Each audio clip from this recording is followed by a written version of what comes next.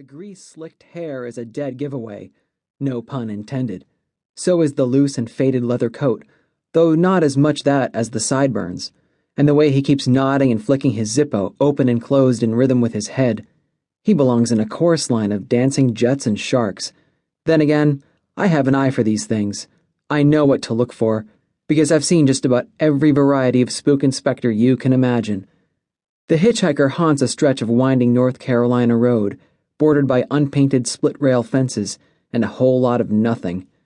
Unsuspecting drivers probably pick him up out of boredom, thinking he's just some college kid who reads too much Kerouac. "My gal, she's waiting for me," he says now in an excited voice, like he's going to see her the minute we crest the next hill. He taps the lighter hard on the dash twice, and I glance over to make sure he hasn't left a ding in the panel. This isn't my car, and I've suffered through 8 weeks of lawn work for Mr. Dean, the retired Army colonel who lives down the block, just so I could borrow it. For a 70-year-old man, he's got the straightest back I've ever seen. If I had more time, I could have spent a summer listening to interesting stories about Vietnam.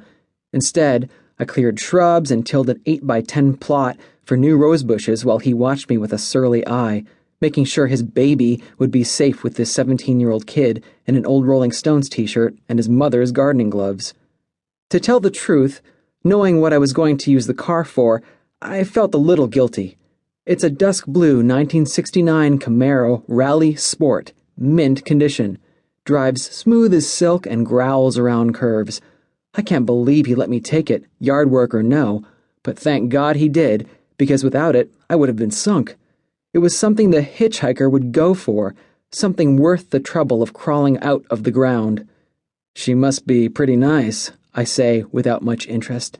"Yeah, man, yeah," he says, and for the 100th time since I picked him up 5 miles ago, I wonder how anyone could possibly not know that he's dead.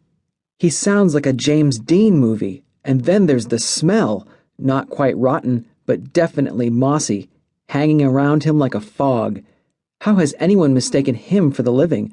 How has anyone kept him in the car for the 10 miles it takes to get to the Lawrence Bridge, where he inevitably grabs the wheel and takes both car and driver into the river?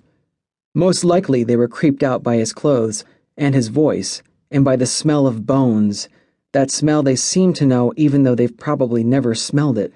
But by then it's always too late. They'd made the decision to pick up a hitchhiker, and they weren't about to let themselves be scared into going back on it. They rationalized their fears away. People shouldn't do that.